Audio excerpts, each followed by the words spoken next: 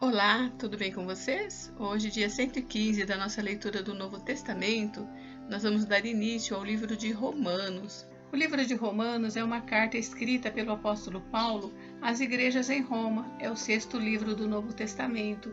A carta é uma apresentação sistemática da doutrina cristã e enfoca o tema da justiça. Os principais temas são pecaminosidade, todas as pessoas são pecadoras e foram condenadas por se rebelarem contra Deus. Justificação, Deus oferece justificação pela fé em Jesus Cristo. Redenção, por meio da justificação, as pessoas recebem a salvação e não são mais responsabilizadas por seus pecados. Santificação, os crentes continuam a buscar a Deus e são santificados ao segui-lo. Bem, o capítulo 1 ao 4 apresenta a necessidade de resgate humano. Os capítulos 5 ao 8 têm foco na nova família da aliança formada por Jesus. Os capítulos 9 e 11 descrevem o plano de Deus para Israel e a inclusão dos gentios. Os capítulos 12 ao 16 fornecem instruções práticas para viver a fé. Bem, o propósito desse livro é para preparar os romanos para a visita de Paulo, para explicar como as pessoas podem ser salvas do pecado e para mostrar como Deus julga o pecado e mostra misericórdia através da cruz de Cristo. Hoje nós leremos os capítulos 1 e 2. Vamos à leitura? Capítulo 1. Prefácio e saudação. Paulo, servo de Jesus Cristo, chamado para apóstolo, separado para o Evangelho de Deus, o qual antes havia prometido pelos seus profetas nas Santas Escrituras acerca de seu filho, que nasceu da descendência de Davi segundo a carne, declarado Filho de Deus em poder, segundo o Espírito da santificação pela ressurreição dos mortos, Jesus Cristo, nosso Senhor, pelo qual recebemos a graça e o apostolado para a obediência da fé entre todas as gentes pelo seu nome, entre as quais sois também vós chamados para serdes de Jesus Cristo.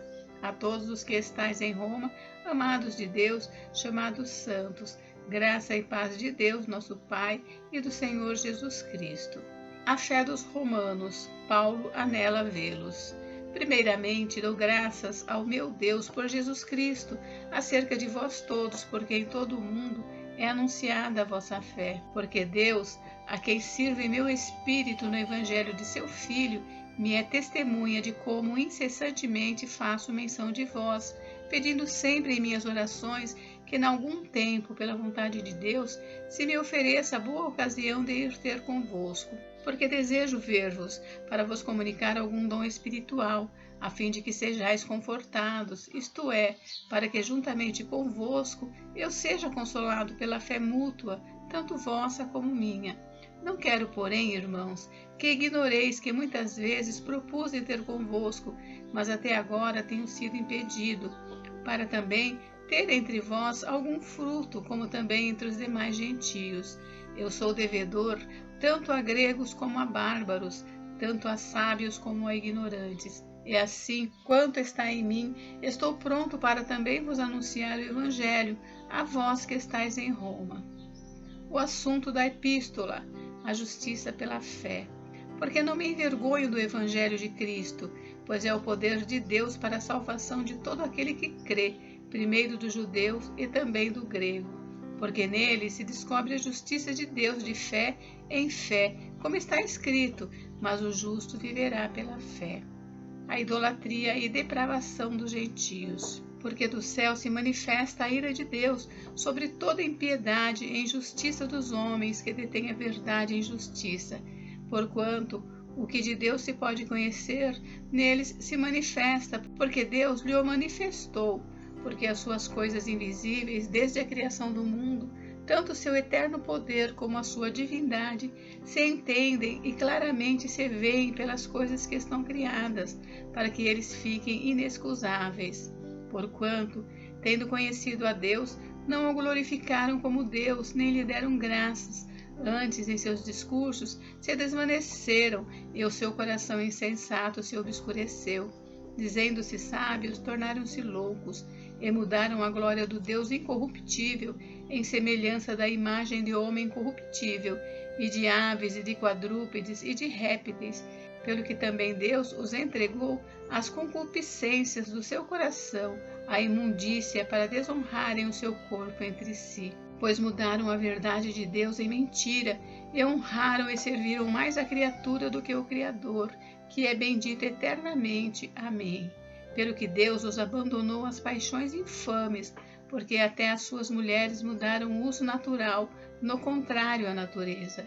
E semelhantemente também os varões, deixando o uso natural da mulher, se inflamaram em sua sensualidade uns para com os outros, varão com varão, cometendo torpeza e recebendo em si mesmos a recompensa que convinha ao seu erro. E como eles se não importaram de ter conhecimento de Deus, assim Deus os entregou a um sentimento perverso para fazerem coisas que não convêm, estando cheios de toda iniquidade, prostituição, malícia, avareza, maldade, cheios de inveja, homicídio, contenda, engano, malignidade, sendo murmuradores, detratores, aborrecedores de Deus, injuriadores, soberbos, presunçosos, inventores de males, desobedientes ao pai e à mãe, nécios, infiéis nos contratos, sem afeição natural, irreconciliáveis, sem misericórdia, os quais, conhecendo a justiça de Deus, que são dignos de morte os que tais coisas praticam,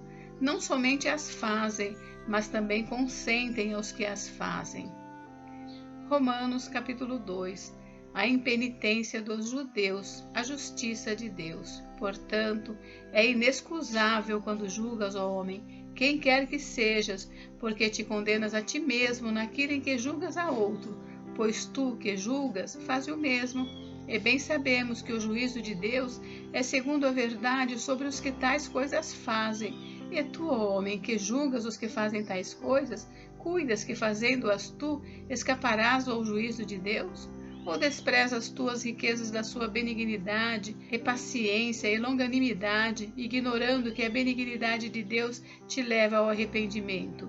Mas segundo a tua dureza e teu coração impenitente, entesouras ira para ti no dia da ira e da manifestação do juízo de Deus, o qual recompensará a cada um segundo as suas obras, a saber, a vida eterna aos que com perseverança em fazer bem procuram glória e honra e incorrupção, mas indignação e ira aos que são contenciosos e desobedientes à verdade e obedientes à iniquidade, tribulação e angústia sobre toda a alma do homem que faz o mal, primeiramente do judeu e também do grego.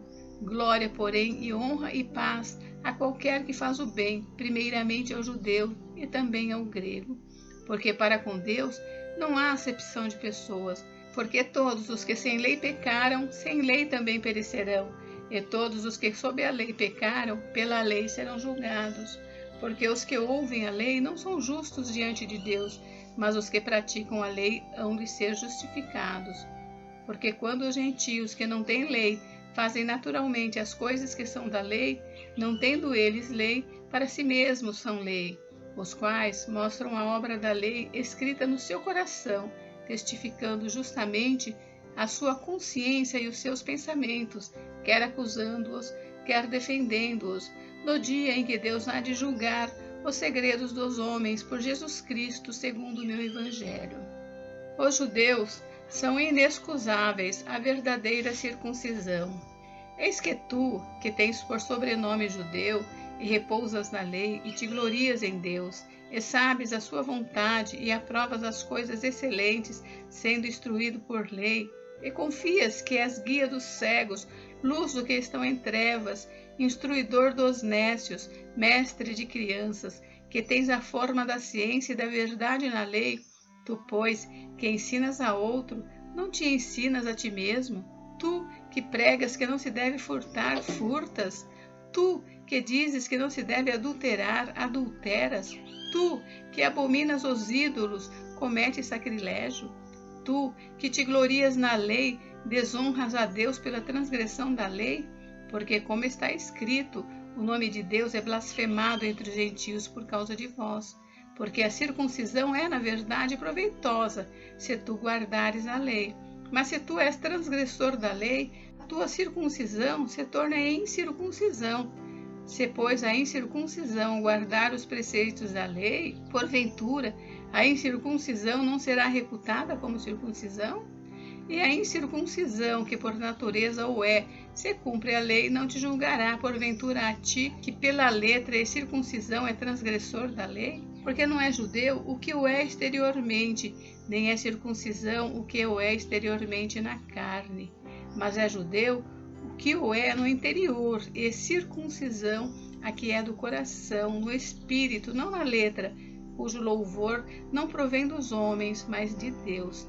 Gente, encerramos por hoje, mas amanhã tem mais. Fiquem com Deus, Deus abençoe vocês. Até amanhã.